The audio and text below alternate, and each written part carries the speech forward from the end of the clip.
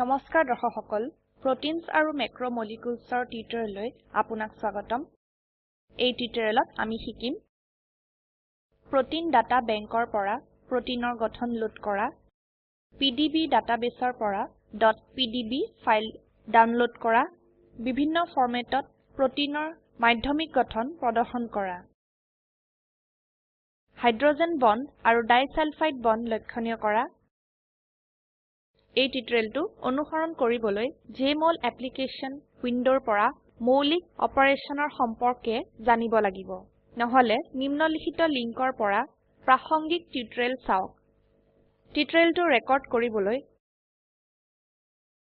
Ubuntu operating system সংস্কৰণ 1204 Jmol সংস্কৰণ 1222 আৰু জাভা সংস্কৰণ 7 আৰু Mozilla Firefox browser 22.0 ব্যৱহাৰ কৰিছো জেএমঅল এপ্লিকেশন ব্যৱহাৰ কৰি ডাঙৰ জৈৱ অণুৰ গাঠনিক যেনে প্ৰটিনছ আৰু মেক্ৰোমলিকিউলছ নিউক্লিক এচিডছ ডিএনএ আৰু আৰএনএ ক্ৰিষ্টেল ষ্ট্ৰাকচাৰ্ছ আৰু পলিমাৰ্ছৰ বিশ্লেষণ কৰিব পাৰি ইয়াত আমি এটা নতুন জেএমঅল উইন্ডো খুলিছো জৈৱ অণুৰ 3D গঠন ডাটাবেছৰ পৰা প্ৰত্যক্ষভাৱে ডাউনলোড কৰি চাব পাৰি এইটো কৰিবলৈ ফাইল মেনুত গৈ গেট পিডিবি টিপক ইনপুট ডায়লগ বক্স পৰ্দাত খোলে আমি ইনপুট বাকচত নিৰ্দিষ্ট প্ৰটিনৰ বাবে 4 আখৰৰ পিডিবি কোড লিখিব লাগিব এই কোড প্ৰটিন ডাটা বেংক ওয়েবসাইটত পোৱা যাব এইটো হল প্ৰটিন ডাটা বেংকৰ ওয়েব পেজ ইয়াত জৈৱ অণু সম্পৰ্কে তথ্য আছে যেনে প্ৰটিন আৰু নিউক্লিক এচিড উদাহৰণ হিচাপে এতিয়া পিডিবি ওয়েবসাইটৰ পৰা পেনক্ৰিয়েটিক এনজাইম ইনসুলিনৰ পিডিবি কোড বিচাৰিবলৈ চেষ্টা কৰো সাৰ্চ বাকচত প্ৰটিনৰ নাম লিখক হিউম্যান ইনসুলিন কিবৰ্ডত এন্টাৰ কি টিপক এতিয়া প্ৰদৰ্শিত ওয়েব পেজত তললৈ স্ক্ৰোল কৰক পিডিবি কোডৰ সৈতে পৰিচিত হিউম্যান ইনসুলিনৰ গঠনৰ তালিকা পৰ্দাত প্ৰদৰ্শিত হয় এতিয়া হিউম্যান ইনসুলিনৰ সৈতে 4ex1 কোড নিৰ্বাচন কৰক প্ৰটিনৰ নামত টিপক গঠনৰ সকলো বিৱৰণ সৈতে এটা উইন্ডো খোলে ইয়াত Primary citation, molecular description আৰু structure validationৰ তথ্যবোৰ এই পাঠত উপলব্ধ হয় আমি .pdb ফাইল হিসাবে প্ৰটিনৰ গঠন সংৰক্ষণ কৰি তাক জেএমঅলত 3D মোডত দেখিব পাৰি এতিয়া পৃষ্ঠাৰ ওপৰৰ সোঁফালৰ কোণত অৱস্থিত ডাউনলোড ফাইলছ লিংকত টিপক ড্ৰপ ডাউন মেনুৰ পৰা পিডিবি ফাইল GZ বিকল্প নিৰ্বাচন কৰক পৰ্দাত এটা ডায়লগ বাকচ খোলে সেভ ফাইল নিৰ্বাচন কৰক এতিয়া ওকে বুটামত টিপক প্ৰটিনৰ গঠনটো ডাউনলোডছ ফোল্ডাৰত 4ex1.pdb.gz হিসাবে সংৰক্ষিত হ'ব একেইভাবে আপুনি বিভিন্ন প্ৰটিনৰ প্ৰয়োজনীয় .pdb ফাইল ডাউনলোড কৰি তাক পৃথক ফাইলত সংৰক্ষণ কৰিব পাৰিব এতিয়া ইনসুলিনৰ 3D গঠনটো চাবলৈ জেএমঅল উইন্ডোলৈ যাওক ইন্টাৰনেট থাকিলে জেএমঅল প্যানেলত প্ৰটিনৰ গঠনটো ডাউনলোড কৰিব পাৰিব টেক্সট বাকচত 4 আখৰৰ পিডিবি কোড 4ex1 লিখক আৰু ওকে বুটামত টিপক আপুনি ইন্টাৰনেটৰ সৈতে যুক্ত নাথাকিলে টুলবাৰত ওপেন a ফাইল আইকনত টিপক প্যানেলত এটা ডায়লগ বাকচ খোলে 4ex1.pdb.gz ফাইলৰ স্থানলৈ যাওক অৰ্থাৎ ডাউনলোডছ ফোল্ডাৰলৈ ডাউনলোডছ ফোল্ডাৰ নিৰ্বাচন কৰি ওপেন বুটামত টিপক 4ex1.pdb.gz ফাইল নিৰ্বাচন কৰি ওপেন বুটামত টিপক পৰ্দাত ইনসুলিনৰ 3D গঠনটো খুলে। প্যানেলত প্ৰোটিনৰ default display hall ball and stick. প্যানেলত হাইড্ৰোজেন পৰমাণু নোহোৱাকৈ প্ৰোটিনৰ মডেল দেখুৱা হয়। হাইড্ৰোজেন পৰমাণুৰ সৈতে মডেল প্ৰদৰ্শন কৰিবলৈ মডেল কিট মেনু খুলক। এড হাইড্ৰোজেন্সত গৈ স্ক্ৰল কৰি এইটোত টিপক। এতিয়া মডেলটো প্যানেলত হাইড্ৰোজেন পৰমাণু সহ প্ৰদৰ্শন হয়। প্ৰোটিনৰ গঠনটোত পানীৰ অণু দেখায়। পানীৰ অণু লুকুৱাবলৈ নিম্ন পদক্ষেপ অনুসৰণ কৰক। প্ৰথমে পপ আপ মেনু খুলি সিলেক্টলৈ যাওক। সাব মেনুৰ পৰা হেটেৰ নিৰ্বাচন কৰি অল ৱাটাৰ বিকল্পত টিপক। আকৌ এবাৰ পপ আপ মেনু খুলি ষ্টাইল লৈ যাওক আৰু চিপিকে স্পেচ ফিল বিকল্পত টিপক। এইটোৱে সকলো পানীৰ অণুক চিপিকে স্পেচ ফিল ডিসপ্লেলৈ ৰূপান্তৰ কৰিব। আকৌ এবাৰ পপ আপ মেনু খুলি ষ্টাইলত স্ক্ৰল কৰি এটমছলৈ যাওক আৰু অফ বিকল্পত টিপক।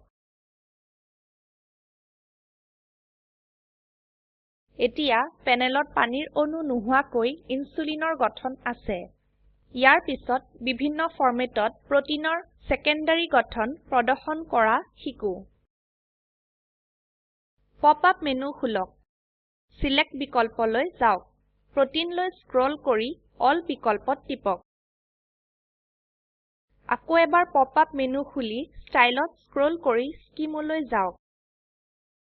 এটা সাব মেনু খুলে যত বিকল্পবোৰ হল CPK space fill, ball and stick, sticks, wireframe, cartoon, trace ইত্যাদি। সাব মেনু পৰা কাৰ্টুন বিকল্পত টিপক। এইটোৱে প্ৰোটিনৰ সেকেন্ডাৰী গঠন প্ৰদৰ্শন কৰে যেনে helices, random coils, strands, sheets ইত্যাদি। আৰু ডিসপ্লে বিকল্পৰ বাবে পপ আপ মেনু খুলি ষ্টাইলত স্ক্ৰল কৰি ষ্ট্ৰাকচাৰ্ছলৈ যাওক।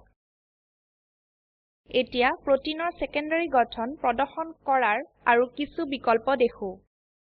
উদাহৰণ স্বৰূপে ষ্ট্ৰেণ্ডছ বিকল্পত টিপক। প্ৰোটিন এতিয়া প্যানেলত ষ্ট্ৰেণ্ডছ ৰূপত প্ৰদৰ্শিত হৈছে। ডিসপ্লেৰ ৰং পৰিবৰ্তন কৰিবলৈ পপ আপ মেনু খুলক। কালাৰ লৈ স্ক্ৰল কৰি এটমছ নিৰ্বাচন কৰি ব্লু বিকল্পত টিপক। প্যানেলৰ ৰঙত পৰিবৰ্তনবোৰ লক্ষ্য কৰক। গঠনটো বল এণ্ড ষ্টিক ডিসপ্লেলৈ পুনৰায় ৰূপান্তৰিত কৰিবলৈ পপ আপ মেনু খুলক। নিৰ্বাচন কৰক ষ্টাইল তাৰ পিছত স্কিম নিৰ্বাচন কৰি বল এণ্ড ষ্টিক বিকল্পত টিপক। আমি প্ৰোটিন মডেলত থকা হাইড্ৰোজেন বন্ড আৰু ডাইসালফাইড বন্ডো লক্ষণীয় কৰিব পাৰো। হাইড্ৰোজেন বন্ড প্ৰদৰ্শন কৰিবলৈ পপ আপ মেনু খুলক আৰু ষ্টাইললৈ স্ক্ৰল কৰি হাইড্ৰোজেন বণ্ডছ বিকল্পলৈ যাওক।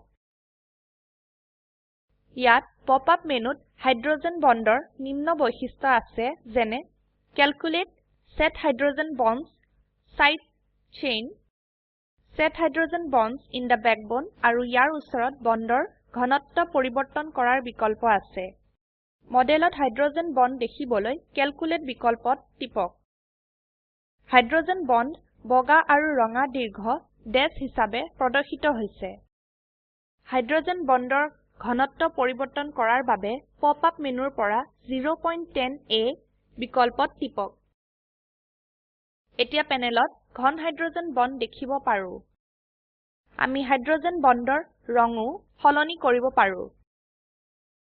পপ আপ মেনুৰ পৰা তলত থকা কালাৰ লৈ স্ক্ৰল কৰি হাইড্ৰোজেন বণ্ডছত গৈ অৰেঞ্জ বিকল্পত টিপক। প্যানেলত সকলো হাইড্ৰোজেন বন্ড কমলা ৰঙত আছে। ডাইসালফাইড বন্ড আৰু সালফাৰ পৰমাণু মডেলত হালধীয়া ৰঙত দেখা হৈছে। ডাইসালফাইড বন্ড পৰিবৰ্তন কৰিবলৈ পপ মেনুত ডাইসালফাইড বণ্ডছ বিকল্প খুলক।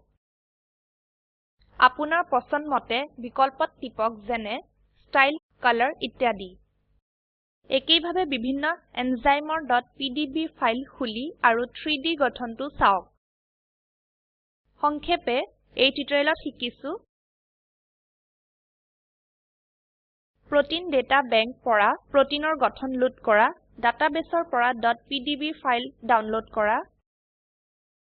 পিডিবি কোড ব্যবহাৰ কৰি ইনসুলিনৰ 3D গঠন দেখা পানীৰ অণু নোহোৱাকে প্ৰোটিনৰ গঠন দেখা বিভিন্ন ফৰম্যাটত সেকেন্ডাৰী গঠন দেখা হাইড্ৰোজেন আৰু ডাইসালফাইড বন্ডক লক্ষণীয় কৰা এতিয়া পিডিবি ডাটাবেসৰ পৰা হিউম্যান হিমোগ্লোবিনৰ .pdb ফাইল ডাউনলোড কৰক কাৰ্টুন ডিসপ্লেত সেকেন্ডাৰী গঠন দেখুৱাওক প্ৰোটিনৰ পৰফাইৰিন ইউনিট লক্ষণীয় কৰক পিডিবি কোডৰ বাবে নিম্ন লিংকত যাওক এই লিংকত উপলব্ধ ভিডিওটো চাওক স্পোকেন টিউটোৰিয়েল প্ৰকল্পৰ সাৰাংশ ইয়াতে আছে যদি আপোনাৰ বেণ্ডৱিডথ ভাল নহয় তেনেহলে ইয়াক ডাউনলোড কৰিও চাব পাৰে স্পোকেন টিউটোৰিয়েল প্ৰকল্প দলটিয়ে স্পোকেন টিউটোৰিয়েল সহায়েৰে কৰ্মশালা আদি অনুষ্ঠিত কৰে এটা অনলাইন পৰীক্ষাত উত্তীৰ্ণ হোৱা সকলক প্ৰমাণপত্ৰ প্ৰদান কৰে